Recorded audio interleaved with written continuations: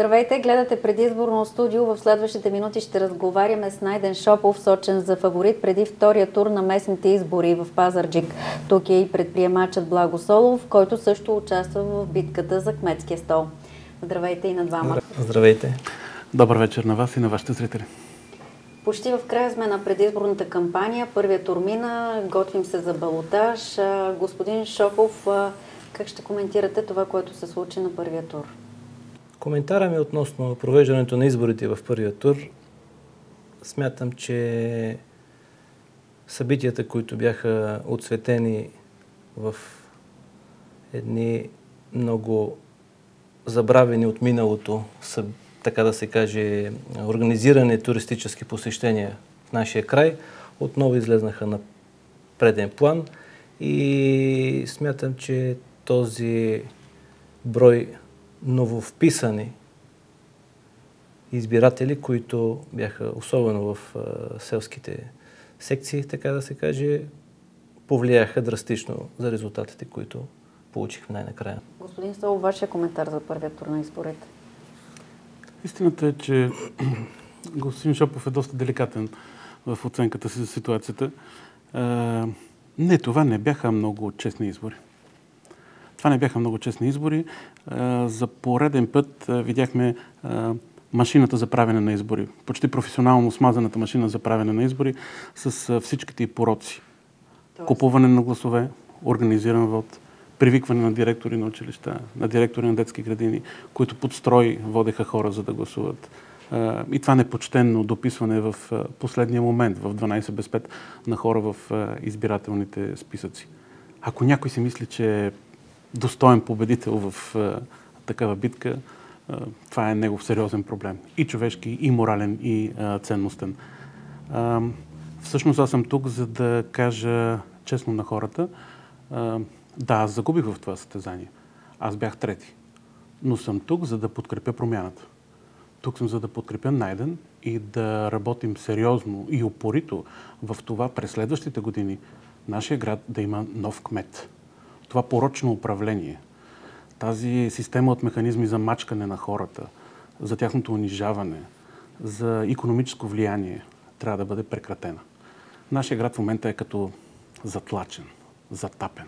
Нищо не се случва. Абсолютно нищо не се случва. Младите хора бягат. Създава се едно усещане за апатия. Вечер имаме един призрачен град, в който почти няма хора по улиците. Няма нови работни места, няма инвестиции. И това трябва да се промени. Коренно трябва да се промени. И промяната минава при смяна на модела. Досегашният кмет просто трябва да бъде сменен. Господин Шопов, вие сте икономист. Вашия разбор в числа на изборите, кой какво получи и смятате ли, че ниската избирателна активност е причината за тези резултати, които видяхме? Цифрите са красноречиви и те показват, че спада за мой опонент беше огромен. От 35 000 души, които са гласували преди 4 години, са дали своя вод за неговото бъдещо управление. Към днешна дата са гласували 19 000 души, които не са одобрили това, което това направи 4 години и е необходимо да направят своя избор в неделя и да гласуват за мен. Бих добавил само още нещо. Цифрите са реално измерение на разочарованието на хората. Няма как да няма спад в доверието, ако хората са разочаровани. А те са разочаровани. Хората нямат работа. За последните 4 години няма нито една значима инвестиция, реализирана в Пазарджик. Няма никакви привлечени инвеститори. Няма откриване на нови работни места. Безработицата е най-големия бич за нашите съграждани. И тя не може да бъде замаскирана зад алеи с теменушки и озеленяване. Най-големия бич на хората е липсата на работа и сериозни доходи. Така си обяснявам този спад и той е абсолютно закономерен. Нещо повече, разочарованието ще расте все повече и повече и подкрепата за този човек съвсем разбираемо и основателно ще спада. Така е, още повече, че преди няколко дни гледахме интервю по същата телевизия на господин Попов, който съобщи, че това не е работа на кмета и че на Пазарджик не е необходимо да има големи инвеститори, които да правят 500 000 и така нататък работни места да откриват. Аз бих го посъветвал, нека да погледне в дебелите книги, които са на икономическа тематика и в които пише, че за една страна дори, камо ли за един град и една община, която е в окаяно състояние в икономически план, големият инвеститор е гръбнака на всичко друго. Покрай него започват да се формират допълнителни дейности и допълнително обслужващи събития, които точно тези малки фирми, които той прокламираше, от 50 до 70 човека, това е цифрата, която е много добра за град Пазарджик, да се развиват такива фирми. Не, това не е вярно. Господин Попов, това не е вярно. Казвам ви го не от мое име, а го казвам от името на хора, които много повече разбират от икономика от нас двамата. Вие гледахте ли интервюто? Да, бях там. Бяхте там. Направи ли ви впечатление как не били нужни на Пазарджик големи инвеститори с 1000 работни места? Но изпращайки послания, ние казваме всъщност каква ще бъде бъдещата ни политика. И ако речетем правилно посланието, то е следното. На нашия град не му трябва голям инвеститор, който да направи 1000 работни места, което е пълен икономически абсурд. Всеки трезво мислещ човек, всеки предприемач, всеки човек на бизнеса се смее при тези думи. Те са удивително така неразбираеми на икономически език, но имат своето политическо обяснение. Да, на бившия кмет не му трябват големи инвеститори, защото той не може да сложи своята вилица, не може да сложи читала на влияние върху шията на големия инвеститор и да го командва или да го тормози, както тормози тук малките предприемачи. Той не може да го мачка по начина, по който мачка малките предприемачи тук в Пазарджик, защото всеки, който си позволи в момента да каже или не дай Боже направи нещо против интересите на досегашния кмет, е унижаван, мачкан. Изпращат му се всевъзможни проверки от всякъде. Създава му се трудности или административни пречки за работата на бизнеса. Това е порочния маниер на досегашното управление. И аз разбирам защо не му трябва голям инвеститор. Той не може да го командва. А досегашното управление е точно такова. Командване и мачкане над малките хора. Да. Това е порочният модел, от който ние трябва да избягаме. Извинявай, че те прекъсвам. Бих добавил, че големият инвеститор създава условия за труд и за достойно заплащане на своите служители, които точно те са независими. Mm-hmm. Точно те стават независими от местното управление в лицето на община Пазарджик и господин кмета. Точно тези хора вече имат право да дадат своя глас, своето мнение в онези моменти важни за нашата община, когато трябва да кажем стига или да спрем това, което се случва. А не да се стои в къщи, да си говорим революционни думи, както се казва банкетни революционери, е пълен град Пазарджик. И като дойде време за изразяване на мнението си на глас, било на глас, било тайно на изборния ден, изведнъж ние, или по-скоро те, биват приспивани и отново продължава същата практика. Аз прочетох нещо много истинско, нещо много искрено и дълбоко рационално в посланието на господин Шопов. Изборният ден, 1 ноември, е много специален ден. Това е денят на народните будители. Денят, в който хората, които не са харесвали системата, хората, които не са харесвали начина си на живот, хората, които не са одобрявали васалското поведение, са издигали глави, надигали са глави и са работили за промяната. 1 ноември е денят, в който Пазарджик трябва да се събуди. 1 ноември е денят, в който общината трябва да избере новото и да се събуди. Затова това е много специален ден. И аз много харесвам посланието на господин Шопов, което не е просто послание, то е подплатено с един сериозен икономически капацитет, с неговите знания и възможности да работи за промяната в нашия град. Затова сега съм тук, макар и не успял на първия кръг на изборите, затова съм тук до него, за да му изкажа пълната си подкрепа за желанието му да промени нашия град. Просто този порочен модел трябва да бъде разбит. Вие все пак карвате 4 общински съветници, един от тях ще сте и вие самият. Как ще работи новия общински съвет? В интерес на гражданите. И воден само и единствено от законите. Както и друг път съм давал пример, и ние сме го обсъждали в различни формати, в историята на местното самоуправление на България, от турско робство насам, този общински съвет постави печален рекорд с 66 незаконосъобразни решения, върнати от съда.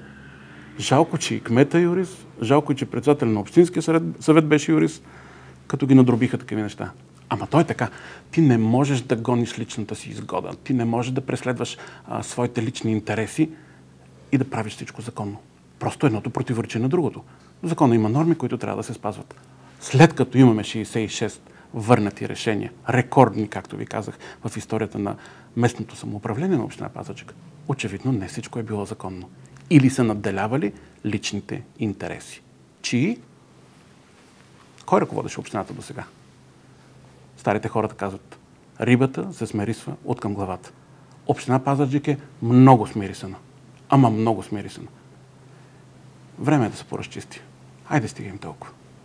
До сега се казваше, че Общинския съвет е бил придатък към общинска администрация. Как ще се промени това? Как ще работите? В каква посока вие като общински съветник, вие като кмет, ако бъдете избран? Обратно на всичко, което се случваше до момента. Това е истината.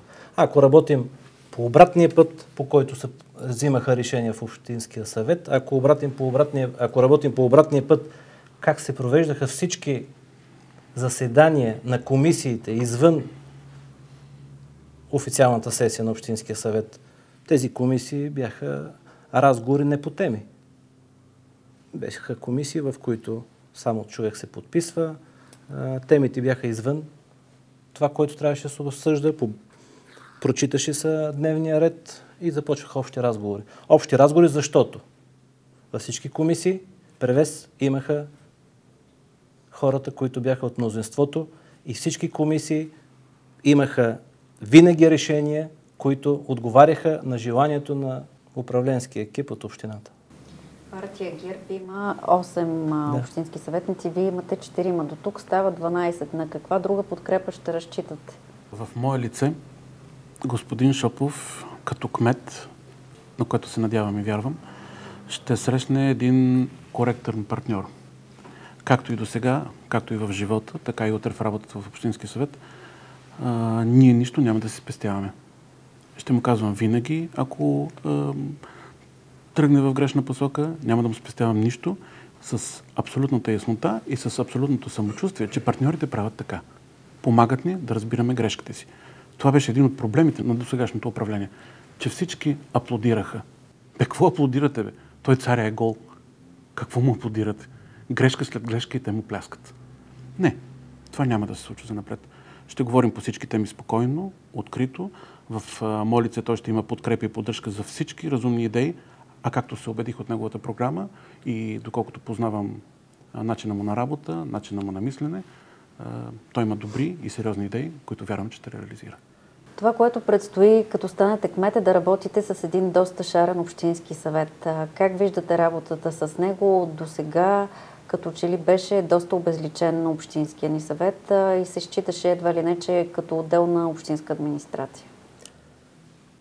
Да, наистина. 10 са политическите партии, които имат представители в Общинския съвет, но това не пречи, ако се водим от принципа за доброто и за благото на нашата община, да се взимат най-правилните решения, които ще бъдат достойни вече за реклама на новия Общински съвет, а не както беше до сега, скрито покрито, ако се може да се замитат следите и да не се дава гласност нито едно от тези решения, които са срамни за нашата община. Абсолютно съгласен съм с това, което каза господин Шопов. Познавам го повече от 20 години. Той е един изключително диалогичен човек. Той е човек, който обича да гледа напред и в перспектива. Всъщност няма нищо лошо в това, че в Общински съвет влизат много партии. Вие сте младо, интелигентно момиче, разбирате, че красивото на живота е в цветността, в това, че той е различен, че е шарен. Няма нищо лошо в това, че в Общински съвет влизат много партии, всяка една от тях с своето мнение, поведение, идеи, цели и така нататък. Ако ние върнем на Общинския съвет онази диалогичност, която се загуби през последните години, защото през последните 2 мандата той се превърна към притурка към администрацията, която машинално натискаше копчетата и изпълняваше всяка кметска прищявка. Това трябва да спре. И друг път съм казвал и няма да се уморя да повтарям. Общинския съвет отново трябва да върне своята позиция на градския форум, на мястото, където мъдреците се събират и казват своите идеи. Аз съм абсолютно убеден в възможностите на господин Шопов да обединява тези идеи, да изгражда мостове между хората и да работим заедно в правилна посока. Защото утре ние трябва да сме наясно и да си кажем едно. С партиите бяхме до тук. От тук нататък нашата партия трябва да бъде Пазарджик. Това, което трябва да ни обединява, е Пазарджик и интересите на гражданите. И аз съм абсолютно убеден, че ще работим в тази посока.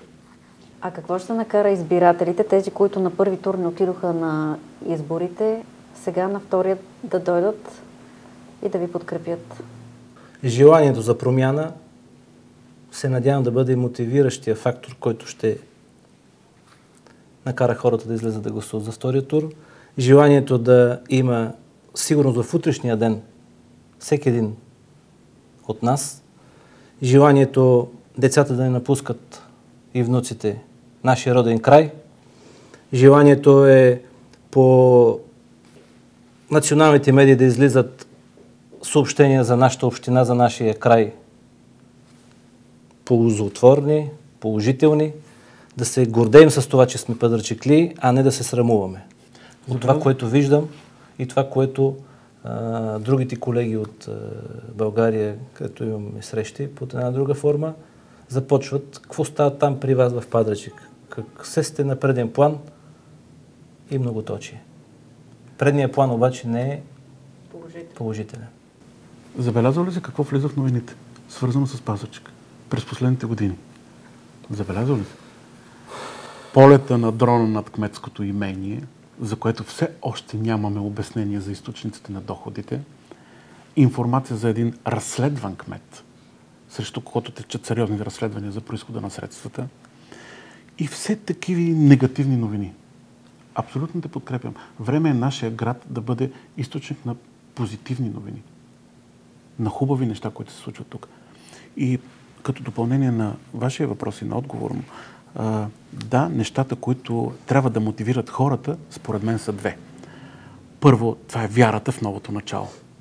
Вярата, че ние трябва да започнем и да изградим нашата община, нашата къщичка, нашия дом.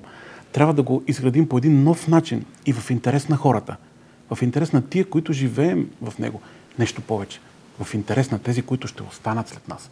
В интерес на нашите деца. Ние така трябва да го направим. Но дори и за тези, на които им е писнало, на които са уморени от ново начало, но дори и за тях има един сериозен мотивиращ фактор. И то е, айде стига с тия кражби, бе. Айде стига с тая корупция, бе. Айде стигим на тия хора. Хората ще излязат и ще гласуват. Ще излязат да гласуват за промяната. И за да изринем този порочен модел. Време му е да си върви. Не може да проектираме колиба, а също време да построим дворец. В Пазарджик е обратното. Проектираме дворец, а построяваме колиба. Това го слагам в кавички. Хората, които са икономически грамотни, могат да разберат какво им казвам. Не е възможно да искаме да се случи нещо хубаво, а да правим нещо лошо. И не бива да правим постъпки за бъдещи добри намерения, в същото време преди това постиваме съвсем незаконни, ненормални решения, които след това влизат в съда, обжалват се, връщат се отново. И аз тук искам да подкрепя моето мнение с доста цифри, които са красноречиви за това община Пазарджик колко пари има да връща към точно такъв вид сделки. Това е въпрос с повишена трудност, защото никой не казва какви са задълженията на община Пазарджик към момента. Аз мога да ви отговоря на този въпрос, колкото да е така сложен и покрит едва ли не като държавна тайна. Крайната сума е, бъдещия кмет трябва да има визията как да подсигури за своя мандат в размер на 32 милиона лева за последните 4 години, които от тук насетне почват да течат. Това са 8 милиона и 40 хиляди лева на година. Като, само ще сложа някои точки. 2019 година имаме да изплащаме до 2019 2 милиона средно за облигационния заем. За 2016 година задължения за ЕСКО услуги по енергоефективни дейности в размер на 1 156 000 лева. Отклонени средства, които трябва да се възстановят за държавни дейности от бюджета в размер на 3 милиона. Да подсигурим принудителното вземане по издадени от РИОСВ Пазарджик акт за установяване на публично държавно вземане от 4 милиона 535 хиляди лева, отчисления по член 60 и член 63 по ЗУЛО. Това са парите, които са събрани всички от нас, които не са преведени във фонда за рекултивация на сметището, което капитан Димитриево все още продължава да пуши. Това са пари. Събрани са от такса смет, но не са преведени в специалната сметка, които трябва да бъдат целево изразходвани. Ето точният тук момент, в който да възстановим на участниците в незаконно проведени и върнати от Върховен съд процедури за продажа на общинско имущество. Абаджиева къща 169 хиляди лева. Паркинга до болница Здраве 240 хиляди лева. Сградите по около градския пазар 1 177 хиляди лева. Зоната на здравето 350 хиляди лева. Това е преведен депозит за участие. Балона 404 хиляди лева. Преведен пак депозит за участие. Конната база в село Ивайло 100 хиляди лева. Или това са разходи свързани с разплащания 2 милиона 440 хиляди лева. Само за прословутите перфектни сделки на община Пазарджик. И надолу има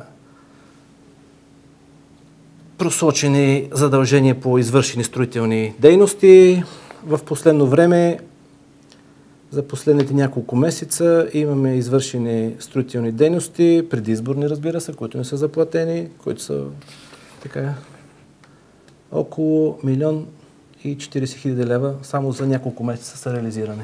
Предизборно са хвърлени според вас тези пари? Не според мен, а според всички специалисти, които са на мнение, че ефекта от тези строителни дейности е единствено само подобряване на репутацията и имиджа на сегашното управление, за да може в изборния ден да има едно положително отношение към тях. Вие като кмет, той ще наследите дълг от 32 милиона. Първо трябва да се направи финансова ревизия на община Пазарджик. Всеки стопанин иска да види какви са приходите, разходите, активи, пасиви и така нататък. Това, което ви съобщавам, е една част от разходната част, която предстои за бъдеще заплащане. Как ще бъде решен въпрос? Ще бъде решен първо спиране и изтичане на средства, които до момента се разходвали не по предназначение и не по ефективност, каквато се очаква да се получи от тях, а са били само да се случат като сделки, да има възможност за корупционни схеми, да има възможност за отделянето на част от тези средства за присвояване от някой. Аз като представител на управляващата партия имам уверението, че като всяка една община, която е закъсала, която има нужда от помощ, едно Ракитово е само на половин час от нас, беше в подобна ситуация преди 4 години. Колегата Петков получи пълната подкрепа от правителството и нещата се стабилизираха към днешна дата. Другото, което е, в една община трябва да има приходи. Аз не виждам никъде никакви възможности. 5000 сделки за продажба. 5000 сделки, които сме получили смешни суми. Сделки, които са направени на нулеви цени, на минимални цени, никакъв ефект икономически не получихме от тези суми, които дойдоха в хазната на община Пазарджик. Найдене, ние за 38 милиона щехме да направим половин нов град, бе. Разбираш ли какви огромни цифри са? Добре е, че зад тебе имаш сериозната опора на държавния апарат, на Министерство на финансите, хора, които се надявам да помагат за развитието на този град. Вярвай ми, всеки икономист на света би се справил по-добре от този адвокат. Господин Шопов, като бъдеш кмет, кои ще са първите стъпки, с които ще започнете работа? На какво ще наблегнете? Първите стъпки, с които смятам да започна моя кметски мандат, е да подобра административните услуги в община Пазарджик не само към гражданите, а към хората, които искат да инвестират в нашия край, хората, които искат да рискуват капитала си в нашия край и да създават работни места. Не може ние да обръщаме внимание само единствено на обикновени, дребни административни услуги, а на големите инвеститори, които искат да се придвижват нещата в срокове, които са нормални за общината, в срокове, които са нормални за всеки един бизнес проект, да не могат да изпълняват тези услуги в нашата община. Отделно, трябва да помислим задължително за такса смет. Такса смет е бич за всеки инвеститор и не само за инвеститора, бич и за всички нас. Тя е една такса, която е, може би, предпоследна в листата по най-високи стойности в цяла България. Такса смет трябва да бъде преразгледана. Трябва да бъде преразгледана, където е необходимо да бъде намалена, където е необходимо трябва да бъде прегрупирана по други параметри. И това нещо е много важно, тъй като инвеститора си има ясен план, бизнес план. Разходната част, приходна част. Приходите ще му дадат поне след 2 години, а той започва с разходите още от първия ден, в който подпише договор за строителство. След като започнем да строим нови производствени мощности, строителният бизнес в Пазарджик ще се раздвижи, а не сега както е заспал и работи в Пловдив. След като започнем да работим по проекти, които са свързани с повишаването на работната ръка в Пазарджик, ще се раздвижи и трудовия пазар в Пазарджик. Ще започне от тук насетне самите дейности, които до момента са свързани с изграждането на този обект или обекти, парите, които ще се харчат, ще бъдат само от Пазарджик. Нашите фирми ще ги строят, нашите работници ще работят там, нашите компании, които са свързани с цялото изграждане, след това развитието на този нов наш инвеститор, който живот и здраве, като дойде при нас, ще бъде обслужен само от пазарджишки хора. Господин Солов, вие в качеството си на общински съветник, какво бихте изискали от новия кмет? На какво трябва да наблегне той в работата си? Господин Шопов е един успял предприемач и човек с огромен потенциал, организационен и икономически. Аз съм сигурен, че той ще ръководи общината в най-полезния за гражданите път, по най-благоприятния за гражданите начин. Убеден съм, че ще продължава много сериозно строителната дейност, благоустрояването на града. Нещо повече с ресурсите, които той би имал и доверието, което той би имал от страна на Министерство на финансите, като член на управляващата партия, в Пазарджик ще влязат много повече и много по-сериозни инвестиции. Убеден съм, че ще продължите да развивате също така спортната дейност, да подпомагате възрастните хора в тяхната дейност и организиран начин на живот, но преди всичко грижа за младите. Грижа за младите, грижа за хората в работоспособна възраст и осигуряване на работни места. Там всъщност, където е най-голямата ви сила. Така е. Бих добавил само, че големите инвеститори няма да дойдат от небето. Те ще дойдат, както и в момента имам преговори с такива, ще дойдат по линия на държавата, междудържавни споразумения има. Има компании, които търсят и къде да инвестират своите капитали в България. Смятам, че в лицето на нашето правителство и Министерство на икономиката ще бъдат пренасочени към нашия край, като един край, който досега беше забравен от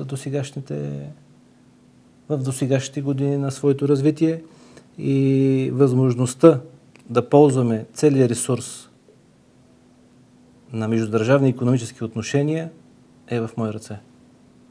Това е една възможност, която не бива да изпускаме. Една възможност, която аз като кмет на Пазарджик ще бъда гарант за всички големи инвеститори, че няма да бъдат нито излъгани, нито рекетирани, нито измамени в своите планове и в своето желание наистина да вложат на едно добро място своите пари. Господин Солов, в края сме на нашия разговор. Защо на 1 ноември хората трябва да излязат да гласуват за Найден Шопов? 1 ноември е съдбовен ден. Той е много хубав. Той е изпълнен с положителна енергия, защото, както ви казах, това е денят на народните будители. Денят, в който ние трябва да се събудим. Заслужава си. Заслужава си да отделиш малко време в неделния ден и да отидеш да гласуваш. Защото за това малко време ти определяш собствената си съдба. Заслужава си. И трябва да го направим. Ще отида да гласувам с ясното съзнание, че искам промяна. Че искам този крадлив, този корупционен модел да свърши. Ще отида да гласувам за бъдещето. И ви моля да го направите и вие. Както заради вас самите, както заради вашето бъдеще, така и за бъдещето на вашите деца. Господин Шопов, защо избирателите на 1 ноември трябва да дадат гласа си за вас? Уважаеми съграждани, на 1 ноември излезте и дайте своя глас. Своя глас, който ще ви отнеме само 3 минути в гласуването в изборния ден. Гласувайте с номер 6 в избирателната бюлетина, номер 6, който е символ на отличниците. Аз ще оправдая вашето доверие и ще живеем много по-добре в нашия град. Благодаря ви за участието в нашето предаване. Успех на изборите на 1 ноември. Така предаването ни завършва. Пожелавам ви приятна вечер. Купуването и продаването на гласове е престъпление.